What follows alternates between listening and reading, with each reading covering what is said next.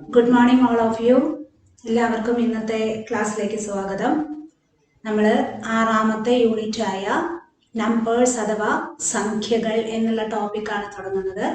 കഴിഞ്ഞ ക്ലാസ്സിൽ നമ്മൾ അഞ്ചാമത്തെ പാഠം മുഴുവനായിട്ട് കഴിഞ്ഞു, വൈൻഡപ്പ് ചെയ്തു. അതിൻ്റെ ഒരു സമഗ്രമായിട്ടുള്ളൊരു കാര്യം മൊത്തമായിട്ട് നമ്മൾ കഴിഞ്ഞ ക്ലാസ്സിൽ പറയുകയും ചെയ്തു. ആറാമത്തെ ചാപ്റ്റർ സംഖ്യകൾ അഥവാ നമ്പേഴ്സ്. ഇതിൽ പ്രധാനമായിട്ടും ഒരു സംഖ്യയുടെ ഘടകങ്ങൾ അഥവാ ഫാക്ടേഴ്സ് കണ്ടെത്തുക, അവയുടെ ഘടകങ്ങളുടെ ഏതൊക്കെയാണ് ഘടകങ്ങളായിട്ട് വരുന്നത്, അതുപയോഗിച്ചിട്ട് ടേബിൾ രൂപത്തിൽ പട്ടിക രൂപത്തിൽ എങ്ങനെയൊക്കെയാണ് ഘടകങ്ങൾ കണ്ടെത്തുക എന്നുള്ളതൊക്കെയാണ് നമ്മൾ പഠിക്കാൻ പോകുന്നത്. അതിൻ്റെ ചെറിയൊരു ഭാഗം അഞ്ചാം ക്ലാസ്സിൽ പഠിച്ചിരുന്നു. നമ്മൾ എങ്ങനെയാണ് ഒരു സംഖ്യയുടെ ഗുണിതങ്ങളും ഘടകങ്ങളും കണ്ടെത്തുന്നത്. എന്നിട്ട് HCF, LCM, വൻ പൊതുഘടകം, ലഘു പൊതു ഗുണിതം എന്നൊക്കെ പറഞ്ഞിട്ട് നമ്മൾ പഠിച്ചിരുന്നു അല്ലെ. ലീസ്റ്റ് കോമൺ മൾട്ടിപ്പിള്, പൊതുഗുണിതങ്ങള്, ലഘു പൊതുഗുണിതം, ചെറു പൊതുഗുണിതം, ലഘു അല്ല ചെറു പൊതുഗുണിതം, അതുപോലെ ഹയസ്റ്റ് കോമൺ ഫാക്ടർ, വൺ പൊതുഘടകം. ഇതൊക്കെ അഞ്ചാം ക്ലാസ്സിൽ നമ്മൾ പഠിച്ചിരുന്നു. അപ്പൊ അതിൻ്റെയൊക്കെ ചെറിയ കാര്യങ്ങൾ നമുക്കിവിടെ ആവശ്യമുണ്ട്. പ്രധാനമായിട്ടും ഒരു സംഖ്യയുടെ ഘടകങ്ങൾ എങ്ങനെയാണ് കണ്ടെത്തുക എന്നുള്ളതാണ് പറയുന്നത്. അതായത് ഘടകങ്ങൾ കണ്ടെത്താൻ എങ്ങനെയാണ് കണ്ടെത്തുക? മൾട്ടിപ്പിൾസ് അഥവാ ഗുണിതങ്ങളാണ് കണ്ടെത്തേണ്ടത് എങ്കിൽ, ഒരു സംഖ്യയുടെ ഗുണിതം കണ്ടെത്തണമെങ്കിൽ ആ സംഖ്യയുടെ മൾട്ടിപ്ലിക്കേഷൻ ടേബിളിൽ അല്ലെങ്കിൽ നമ്മുടെ അതിൽ വരുന്ന മൾട്ടിപ്ലിക്കേഷൻ ടേബിളിൽ വരുന്ന ഉത്തരങ്ങൾ എന്തൊക്കെയാണോ അത് കോമയിട്ട് എഴുതാൻ വേണ്ടു. ഇപ്പൊ രണ്ടിന്റെ ഗുണിതങ്ങൾ എഴുതൂ എന്ന് പറഞ്ഞാൽ രണ്ടിന്റെ ഗുണന പട്ടികയിൽ അല്ലെങ്കിൽ മൾട്ടിപ്ലിക്കേഷൻ ടേബിളിൽ വരുന്ന കാര്യങ്ങൾ എഴുതാൻ വേണ്ടു. 2, 4, 6, 8, 10, 12, 14, 16 അങ്ങനെ നീണ്ടു പോവും ഗുണിതങ്ങൾ അവസാനിക്കുകയേ ഇല്ല. പക്ഷേ ഘടകങ്ങൾ എന്ന് പറഞ്ഞാൽ എങ്ങനെയാണ് കണ്ടെത്തുക? ഒരു സംഖ്യയുടെ ഘടകങ്ങൾ എഴുതൂ, ഫാക്ടേഴ്സ് എഴുതൂ എന്ന് പറഞ്ഞാൽ ഏതൊക്കെ സംഖ്യകൾ ഗുണിച്ചാലാണ് നമുക്ക് പറയുന്ന ആ ചോദ്യം ചോദിച്ചിരിക്കുന്ന സംഖ്യ. ഇപ്പൊ ഇവിടെ ഘടകങ്ങളാണ് പ്രധാനമായിട്ടുള്ളത്, അതുകൊണ്ട് ഗുണിതങ്ങൾ ഞാൻ വിശദമായിട്ട് പറയുന്നില്ല. അത് അഞ്ചാം ക്ലാസ്സിൽ പഠിച്ചിട്ടുള്ളത് കൊണ്ട് ഗുണിതം പറയുന്നില്ല. ഘടകങ്ങളിലേക്കാണ് നമ്മൾ കിടക്കുന്നത്. ഇപ്പോ നോക്കൂ, 6ന്റെ ഘടകങ്ങൾ കാണണം എന്ന് വിചാരിക്കും. 6ന്റെ എല്ലാ ഘടകങ്ങളും കണ്ടെത്തുക എന്ന് പറഞ്ഞാൽ നമ്മൾ എന്ത് ചെയ്യണം എന്നറിയോ? ഘടകങ്ങൾ കാണണമെങ്കിൽ ഏതൊക്കെ സംഖ്യകൾ ഇൻറ്റു ചെയ്താൽ ഗുണിച്ചാലാണ് 6 കിട്ടുന്നത് എന്നാണ് ചിന്തിക്കേണ്ടത്. അപ്പോൾ പ്രധാനമായിട്ടും നമുക്ക് ആദ്യം വരുന്നത് എന്താ?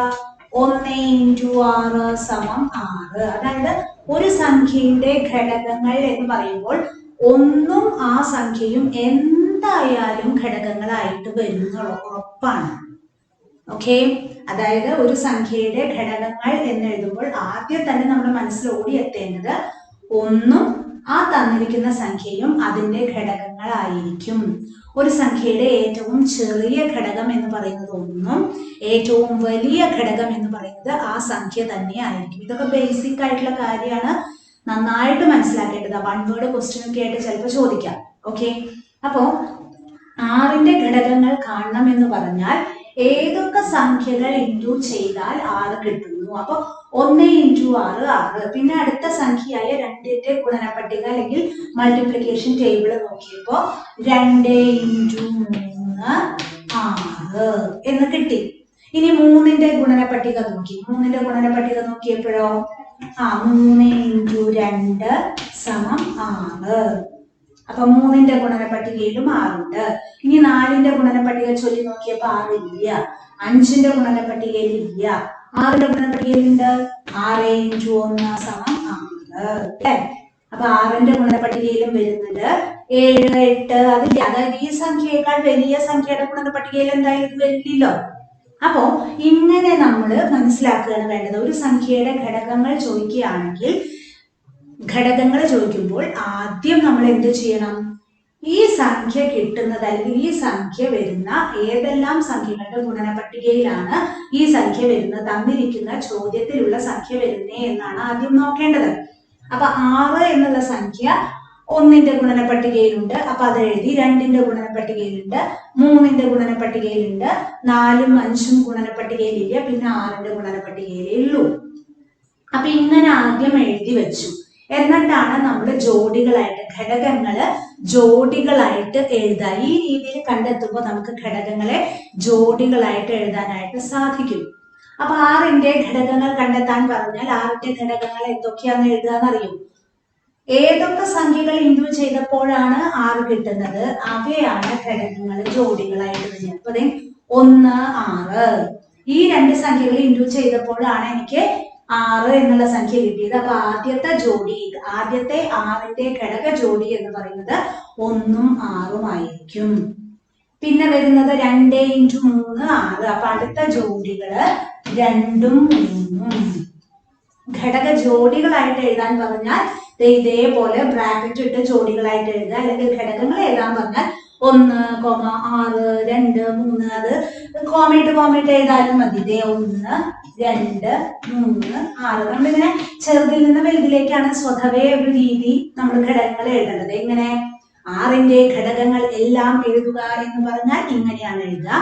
6ന്റെ ഘടകങ്ങൾ ജോഡികളായി എഴുതാൻ ചിലപ്പോൾ പരീക്ഷയ്ക്ക് ചോദിക്കും. അങ്ങനെ ജോഡികളായിട്ട് എഴുതാൻ പറഞ്ഞാൽ ഏതൊക്കെ നമ്പറുകൾ ഇൻഡു ചെയ്തപ്പോഴാണോ 6 കിട്ടിയത് ആ സംഖ്യകളാണ് നമ്മൾ ജോഡികളാക്കി. ജോഡി എന്ന് പറഞ്ഞാൽ രണ്ടെണ്ണല്ലോ ഒരു ജോഡി. അത് ബ്രാക്കറ്റിന്റെ ഉള്ളിലാക്കിയിട്ടാണ് നമ്മൾ എഴുതേണ്ടത്. ഇനി നോക്കൂ, 3ഉം 2ഉം ഇൻഡു ചെയ്തപ്പോഴും 6ആണ്. അപ്പൊ ഘടകങ്ങൾ എഴുതുമ്പോൾ ഒരു കണ്ടീഷൻ ഉണ്ട്. എന്താണെന്നറിയോ? ഒരു സംഖ്യ ഒരു പ്രാവശ്യമേ എഴുതാൻ പാടുള്ളൂ ഘടകങ്ങളിൽ. അതായത് 2 ഒരു പ്രാവശ്യം ഇതിൽ കാണാൻ പാടുള്ളൂ, 3 ഒരു പ്രാവശ്യം തന്നെ പാടുള്ളൂ. അപ്പൊ ഇനി വീണ്ടും നമ്മൾ 3,2 എന്ന് എഴുതിയാൽ 2ഉം 3ഉം ഓൾറെഡി നമ്മൾ എഴുതിയിട്ടുണ്ട് ഘടകങ്ങളായിട്ട്, ഇല്ലേ?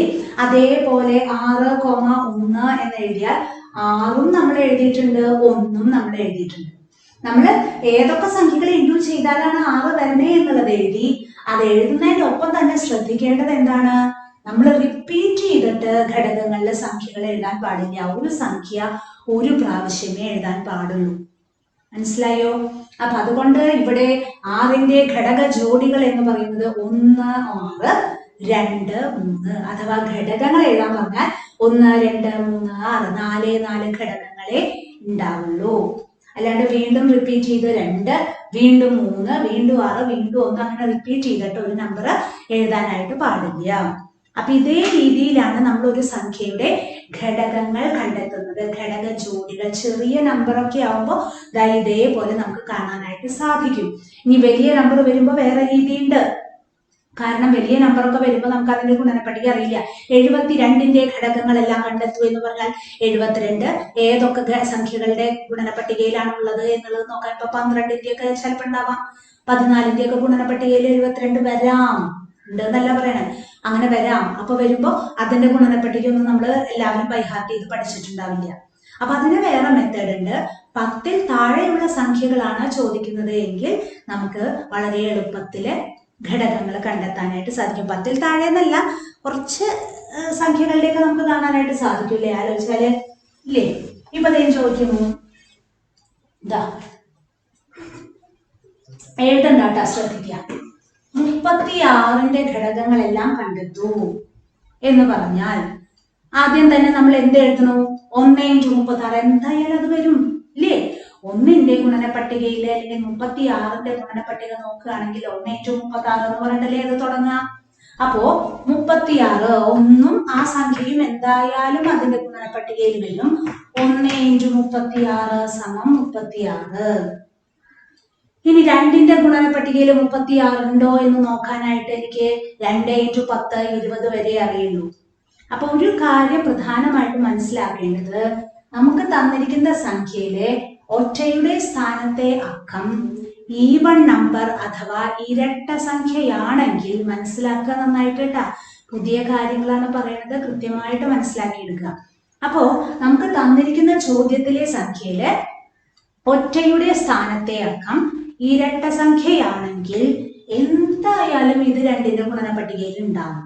അത് ഉറപ്പിക്കാൻ എന്തായാലും. മനസ്സിലാവുണ്ടോ? ഓക്കെ. അപ്പൊ 36 2ന്റെ ഗുണനപ്പട്ടികയിൽ വരുന്നുണ്ടോ എന്ന് നോക്കാനായിട്ട് എനിക്ക് അതിന്റെ ഗുണനപ്പട്ടിക അറിയില്ല. അപ്പൊ എന്തേ വഴിയുള്ളൂ? 36നെ 2 കൊണ്ട് ഹരിച്ചു നോക്കുക. അപ്പൊ 2, 16, 8, 16. അപ്പൊ എന്ത് വന്നു? 2 × 18 = 36 എന്ന് കിട്ടി അല്ലേ? 2 × 18 = 36. ഇനി 3ന്റെ ഗുണന പട്ടികയിൽ ഉണ്ടോ നോക്കുക വെച്ചാലും എനിക്കറിയില്ല. അപ്പൊ എങ്ങനെയാ അറിയുള്ളൂ? എങ്ങനെയാണ് 3ന്റെ ഘടകമാണോ അല്ലയോ എന്നൊക്കെ നോക്കാൻ കുറെ സൂത്രപ്പണികള് നമ്മള് 5ാം ക്ലാസ്സിൽ പഠിച്ചിട്ടുണ്ടോ എന്നൊരു സംശയം. അതായത് 3ന്റെ ഗുണന പട്ടികയില് ഉണ്ടോ എന്നറിയാനായിട്ട് ഈ സംഖ്യകൾ തമ്മിൽ കൂട്ടി നോക്കുക. എന്നിട്ട് ആ കൂട്ടി നോക്കിയ സംഖ്യ 3ന്റെ ഗുണിതത്തിൽ വരുന്നുണ്ടെങ്കിൽ 3 കൊണ്ട് എന്തായാലും ഡിവൈഡ് ചെയ്യാനോ അല്ലെങ്കിൽ 3ന്റെ ഗുണന പട്ടികയിലോ ഉണ്ടാവും എന്നുള്ളതാണ് അതിന്റെ ഒരു രീതി. നമ്മൾ പഠിച്ചിട്ടുണ്ടോ ഇല്ലയോ എന്ന് എനിക്ക് സംശയം, ഓർമ്മയില്ല. അപ്പൊ ഇല്ലെങ്കിൽ തന്നെ എന്താ വേണ്ടത്? ഇനിയിപ്പോ അത് നോക്കേണ്ട കാര്യമില്ല. 3ന്റെ ഗുണന പട്ടികയിൽ ഉണ്ടോ ഇല്ലയോ എന്നറിയാനായിട്ട് 36നെ 3 കൊണ്ട് ഹരിച്ചു നോക്കി. അപ്പോൾ 3, 6, 2, 3s are 6. അപ്പൊ എത്ര കിട്ടി നമുക്ക്? 12 × അല്ലെങ്കിൽ 3 × 12 = 36. ഇങ്ങനെ വലിയ സംഖ്യകളൊക്കെ വന്നാൽ ഇത് തന്നെയുള്ള രീതി. കുറച്ചും കൂടെ വലിയതൊക്കെ വന്നാലാണ് വേറെ രീതിയിൽ അത് നമുക്ക് ചെയ്യാനായിട്ട് സാധിക്കുള്ളൂ.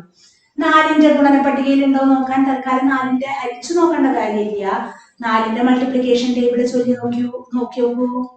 4 9s are 36 അല്ലേ? അപ്പൊ 4 × 9 = 36. 5ന്റെ ടേബിളിൽ ഉണ്ടോ നോക്കി. 5ന്റെ ടേബിൾ ചൊല്ലി നോക്കിയപ്പോ 36 ഇല്ല.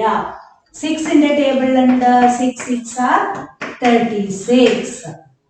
7ന്റെ ടേബിളിൽ ഉണ്ടോ എന്ന് ചൊല്ലി നോക്കി. 8ന്റെ ടേബിളിൽ ഉണ്ടോ എന്ന് ചൊല്ലി നോക്കി. അപ്പൊ അതൊന്നുമില്ല. 9ന്റെ ടേബിളിൽ നോക്കിയപ്പോ എന്താണ്? 9 4s are 36 എന്ന് വന്നു.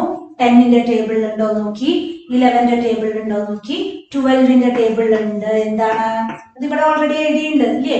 12 × 3 = 36. പിന്നെ ഉള്ളത് 18ന്റെ ടേബിളിലും കൂടിയാണ്. 18 × 2 ഇവിടെ എഴുതിയിട്ടുള്ളത് കൊണ്ട് കേട്ടോ × 36 എന്നുള്ളത് നമുക്ക് കിട്ടിയപ്പോ ഏകദേശം നമുക്ക് 36 ഏതൊക്കെ സംഖ്യകളുടെ മൾട്ടിപ്ലിക്കേഷൻ ടേബിളിലാണ് ഉള്ളത് എന്ന് മനസ്സിലായി. ഇനി ജോഡികളായിട്ട് എഴുതാൻ പറഞ്ഞാൽ എങ്ങനെ എഴുതുക? 1, 36 അല്ലേ? 36ന്റെ ഘടക ജോഡികൾ സമം. പിന്നെയോ 2, 18. മനസ്സിലാവില്ലേ എങ്ങനെയാ കിട്ടണേന്ന്? നമുക്ക് ഈ സംഖ്യ ഏതൊക്കെ നമ്പറുകളുടെ ടേബിളിൽ ഉണ്ട് എന്നുള്ളത് അറിയാൻ വേണ്ടി ആദ്യം ആ സംഖ്യനെ 2ന്റെ ടേബിളിൽ ഉണ്ടോ എന്നറിയാൻ 2 കൊണ്ട് ഡിവൈഡ് ചെയ്ത് നോക്കുക. എന്നിട്ട് കോഷ്യന്റ് എന്താണോ കിട്ടണേ അതുകൊണ്ട് ഇൻഡ്യൂസ് ചെയ്താലാണ് 36 കിട്ടുക. 3ന്റെ ടേബിളിൽ ഉണ്ടോ നോക്കാനായിട്ട് ടേബിളിൽ അറിയില്ല. അപ്പൊ നമ്മൾ എന്ത് ചെയ്യണം? 36 ഡിവൈഡ്സ് 3. കുറച്ച് പണിയൊക്കെ ഉണ്ട്. ഡിവിഷൻ ഒക്കെ നന്നായിട്ട് അറിയണം കേട്ടോ, എന്നാലേ ഇതൊക്കെ ഫോളോ ചെയ്യാനായിട്ട് സാധിക്കുള്ളൂ. അപ്പൊ 3ന്റെ ടേബിളിൽ ഉണ്ട് എന്ന് മനസ്സിലായി.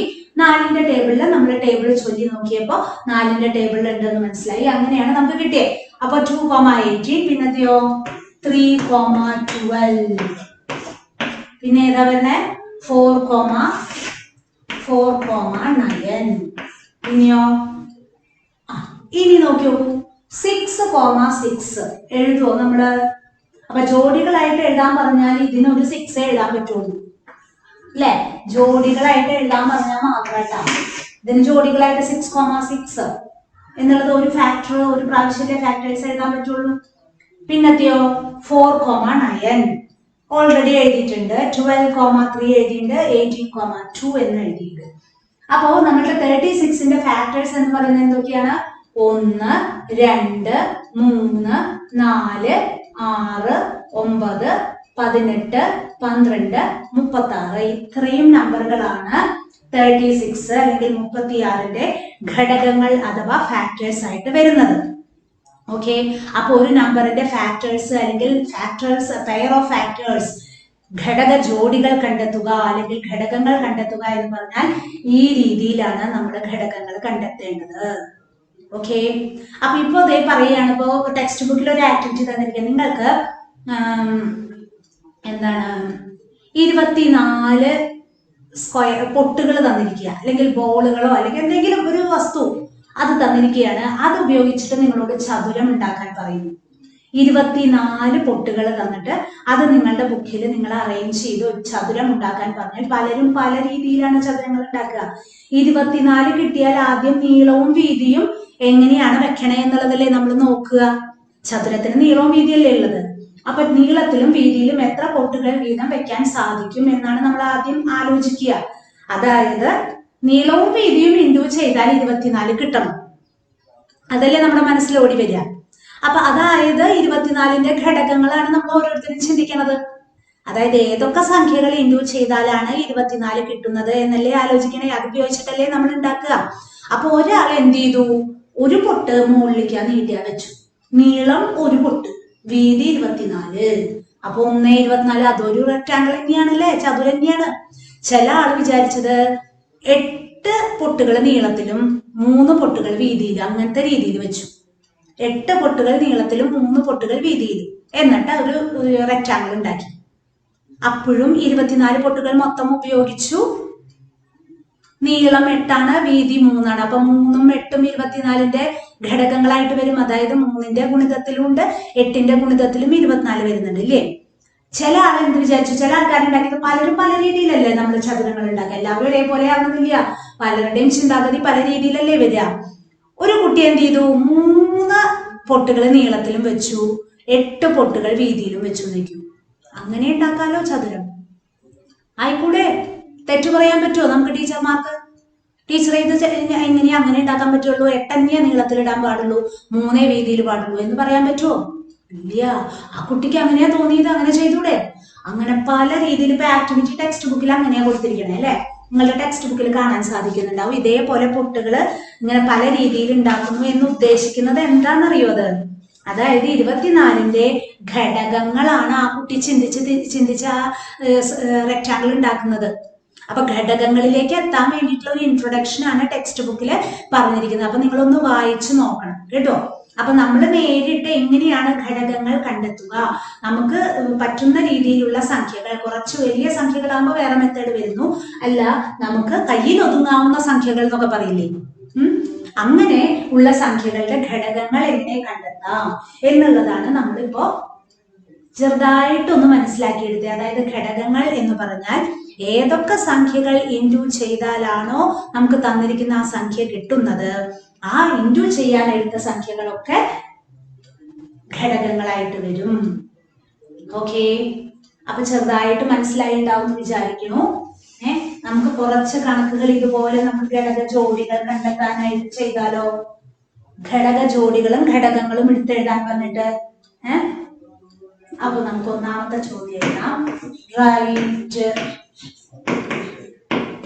all factors of the following. Write all factors of the following. താഴെ തന്നിരിക്കുന്നവയുടെ എല്ലാ ഘടകങ്ങളും കണ്ടെത്തുക.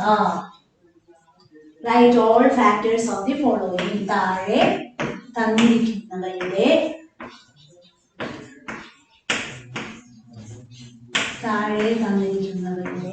ഇനി താഴെ തന്നിരിക്കുന്ന സംഖ്യകളുടെ എഴുതിയാലും കുഴപ്പമില്ല കേട്ടാ. എല്ലാ ഘടകങ്ങളും കണ്ടെത്തുക. എല്ലാ ഘടകങ്ങളും കണ്ടെത്തുക. എല്ലാ ഘടകങ്ങളും കണ്ടെത്തുക. A question. ചെറിയ സംഖ്യകൾ ആദ്യം തരാം അല്ലെ. 6. 6ന്റെ ഘടകങ്ങൾ നമ്മൾ എക്സാമ്പിൾ ആയിട്ട് ആദ്യം ചെയ്തതാണ്. 6ന്റെ ഘടകങ്ങളാണ് കണ്ടെത്തേണ്ടത്. അപ്പൊ ആദ്യം നമ്മൾ ചെയ്യേണ്ടത് എന്തൊക്കെയാണ്? ഏതൊക്കെ സംഖ്യകൾ ഇൻഡു ചെയ്താലാണ് 6 കിട്ടുന്നത് എന്നുള്ളതാണ് നമ്മൾ ആദ്യം ചിന്തിക്കേണ്ടത് കേട്ടോ. ഏതൊക്കെ സംഖ്യകൾ ഇൻഡു ചെയ്താൽ 6 കിട്ടുന്നു? അപ്പൊ ഞാൻ ആദ്യമേ പറഞ്ഞു, 1ഉം ആ തന്നിരിക്കുന്ന സംഖ്യയും ഏതൊരു സംഖ്യയുടെയും ഘടകമായിരിക്കും. അത് മറക്കരുത് എന്തായാലും കേട്ടോ. അപ്പൊ 1 × 6 = 6. പിന്നെയോ 2ന്റെ ഗുണന പട്ടികയിലാണെങ്കിൽ 2 × 3 = 6. 3ന്റെ ഗുണന പട്ടികയാണെങ്കിൽ 3 × 2 ഇതൊക്കെ നമുക്ക് ഇതിൽ എഴുതാം. ഘടകങ്ങൾ എടുത്ത് എഴുതുമ്പോഴേ എന്ത് കണ്ടീഷൻ പാടുള്ളൂ എന്ന് പറഞ്ഞേ? ഒരു നമ്പർ ഒരു പ്രാവശ്യമേ എഴുതാൻ പാടുള്ളൂ എന്ന് പറഞ്ഞത് കേട്ടോ. ഇനി 4ന്റെ ഗുണന പട്ടികയിൽ ഇല്ല, 5ന്റെ ഗുണന പട്ടികയിൽ ഇല്ല. ഇനി 6ന്റെ ഗുണന പട്ടികയിൽ 6 × 1 = 6. അപ്പൊ എഴുതേണ്ടത് എന്താണ്? ഫാക്ടേഴ്സ് ഓഫ് 6 = 6ന്റെ ഫാക്ടറുകൾ ഏതൊക്കെയാണ് വരിക? ഫാക്ടർ പെയർ എഴുതാൻ പറഞ്ഞാൽ അതും ടീച്ചർ ഇതിൽ എഴുതാം കേട്ടോ. ഫാക്ടേഴ്സുകൾ എഴുതാൻ പറഞ്ഞാൽ എന്തൊക്കെയാണ്? 1, 6 അല്ലെ? ഈ രണ്ട് സംഖ്യകളും ഫാക്ടറുകളാണല്ലോ. 2, 3. പിന്നെയോ വീണ്ടും 3, 2 എഴുതേണ്ട കാര്യമുണ്ടോ? ഇല്ല. കാരണം ഒരു പ്രാവശ്യമേ ഒരു നമ്പർ ഘടകങ്ങളായിട്ട് എഴുതാൻ പാടുള്ളൂ. എല്ലാ ഘടകങ്ങളും എഴുതിയിട്ട് ഒന്നും കൂടി റീഅറേഞ്ച് ചെയ്ത്, അതായത് ഇത് ഒരു ചെറുതിൽ നിന്ന് വലുതിലേക്ക് എന്നുള്ള രീതിയിൽ തന്നെ നമ്മൾ എഴുതി ശീലിക്കണം കേട്ടോ. ഫാക്ടേഴ്സ് ഇതിപ്പോ നമ്മള് 1, 6, 2, 3 എന്നുള്ള രീതിയിൽ ആ കിട്ടിയ സംഖ്യകളൊക്കെ കോമയായിട്ട് എഴുതിയുള്ളൂ. ഒന്നും കൂടി എടുത്ത് എഴുതണം. എന്ത്? 1, 2, 3, 6.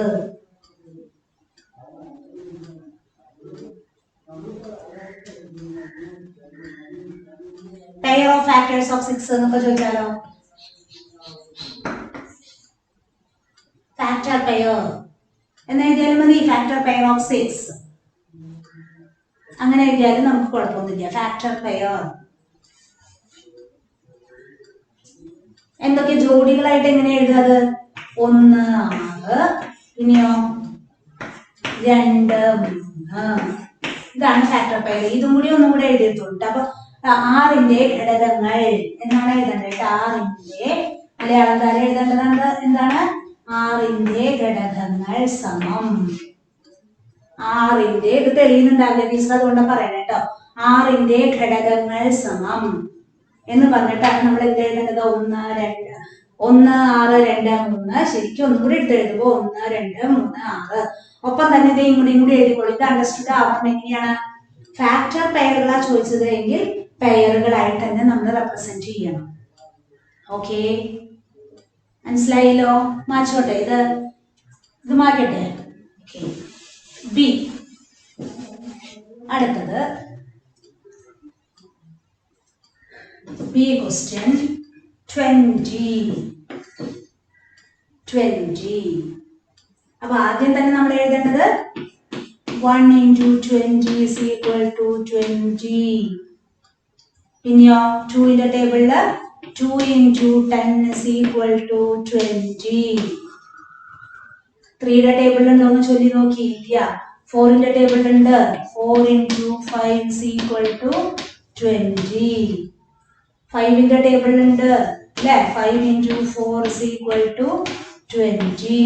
6ന്റെ ടേബിളിലുണ്ടോ? ഇല്ല. 7, 8, 9. 10ന്റെ ടേബിളിലുണ്ട്. 10 × 2 = 20. പിന്നെ 20യുടെ ടേബിളിലുള്ളൂ. 20 × 1 = 20. ഇത്രയും ഏതൊക്കെ സംഖ്യകളുടെയാണ് ടേബിളിൽ 20 വരുന്നത് അതൊക്കെ ഇവിടെ കാണിക്കണം. എന്നിട്ട് ഫാക്ടേഴ്സ് എടുത്ത് എഴുതുമ്പോഴാണ് ശ്രദ്ധിക്കേണ്ടത് ഒരു നമ്പർ ഒരു പ്രാവശ്യമേ എഴുതാവൂ. ഫാക്ടേഴ്സ്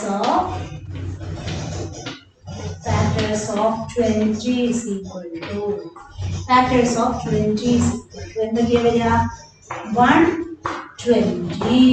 പിന്നെയോ 2, 10. പിന്നെ 4, 5. പിന്നെയൊക്കെ നമ്മൾ റിപ്പീറ്റ് ചെയ്ത് എഴുതിയിട്ടുള്ളതാ. 5, 4 വീണ്ടും എഴുതണോ? 10, 2, 21 ഇതൊന്നും വീണ്ടും എഴുതണ്ട. ഓൾറെഡി എഴുതിയിട്ടുണ്ട് നമ്മള്. അപ്പൊ അതൊന്നും കൂടി 2ന്റെ ഘടകങ്ങൾ എഴുതേണ്ടത് മലയാളക്കാര്. 2ന്റെ ഘടകങ്ങൾ സമം എന്ന് പറഞ്ഞിട്ട് എഴുതാം. അതൊന്നും കൂടി എടുത്ത് എഴുതണം. എങ്ങനെ? 1 ചെറുതിന്ന് വെച്ചിരിക്കും. 2, 4, 5, 10, 20. എത്ര ഘടകങ്ങൾ കിട്ടി? 1, 2, 3, 4, 5, 6. 6 ഘടകങ്ങൾ. ഇനി പെയറുകളായിട്ടാണ് ചോദിച്ചത് എങ്കിൽ എങ്ങനെ എഴുതാം? 1, 20, 2, 10. പിന്നെയോ 4, 5. 3 ജോഡികളാണ് ഫാക്ടർ പെയർ വരുന്നത്. Write the pairs of factors of 20 എന്ന് ചോദിച്ചാൽ ആൻസർ ചെയ്യേണ്ടത് ഇതുപോലെ.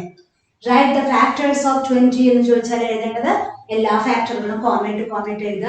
പെയറുകളായിട്ട് എഴുതാൻ പറഞ്ഞാൽ ഏതൊക്കെ സംഖ്യകൾ ഇൻറ്റു ചെയ്തപ്പോഴാണ് കിട്ടുന്നത് അത് പെയറുകളായിട്ട് എഴുതുക. ഇത് രണ്ടും എഴുതുമ്പോഴും ശ്രദ്ധിക്കേണ്ടത് ഒരു നമ്പർ ഒരു പ്രാവശ്യമേ എഴുതാൻ പാടുള്ളൂ ഫാക്ടർ എഴുതുമ്പോൾ. ഓക്കെ, മനസ്സിലായോ? മനസ്സിലായിട്ടുണ്ടാവും എന്ന് വിചാരിക്കണം, ഇല്ലേ? കിട്ടി. ഇനി തന്നെ ചെയ്യാൻ പറ്റൂലോ, കുറച്ച് കണക്ക് ചെയ്യാൻ പറ്റുമോ? ഒരു സംഖ്യയുടെ ഫാക്ടറുകൾ, ഘടകങ്ങൾ എങ്ങനെയാണ് കണ്ടെത്തുക? C 30 30 1 into 30 is equal to 30. 2 into 2 in the table, അതായത് വൺസ് പ്ലേസ് ഈവൺ നമ്പർ 0 എന്നൊക്കെ പറയുന്നത് ഈവൺ നമ്പർ അല്ലേ? അപ്പൊ എത്ര പ്രാവശ്യം പോവുക എന്ന് നോക്കി. 30 divides 2. 1 2 is 2, 10. 5 2s are 10. അപ്പൊ 2 into 15 is equal to 30. 3 ന്റെ ടേബിൾ ഉണ്ട്. 3 10s are 30. 4 ന്റെ ടേബിൾ ഉണ്ടോ നോക്കി. 5 ന്റെ ടേബിൾ ഉണ്ട്. 5 6 are 30. 6 ന്റെ ടേബിൾ 6 5s are 30. 7 ന്റെ ടേബിൾ ഉണ്ടോ നോക്കി. ഇല്ല. 8 9 10 ഉണ്ട്. 10 into 3 is equal to 30. ഏതാ? 15 into 2. ഇതന്നെ തിരിച്ചെഴുതണ്ടേ? 15 ന്റെ ടേബിളിലില്ലേ 30. പിന്നെ ഒരെണ്ണം കൂടി ഉണ്ടല്ലോ 30 into 1 സമം 30. അപ്പൊ ഫാക്ടേഴ്സ് ഓഫ് 30 എന്ന് പറഞ്ഞിട്ട് കംപ്ലീറ്റ് ചെയ്ത് എഴുതാലോ. ജോഡികളായിട്ട് എഴുതണം, അതുപോലെ കോമയിട്ടിട്ട് നമ്പർ എഴുതണം. ഫാക്ടേഴ്സ് ഓഫ് 30 ഇത് കംപ്ലീറ്റ് ചെയ്തിട്ട് വരണം. ഹോംവർക്ക് തരുന്നു ടീച്ചർ. 4ാമത്തെ ക്വസ്റ്റ്യൻ.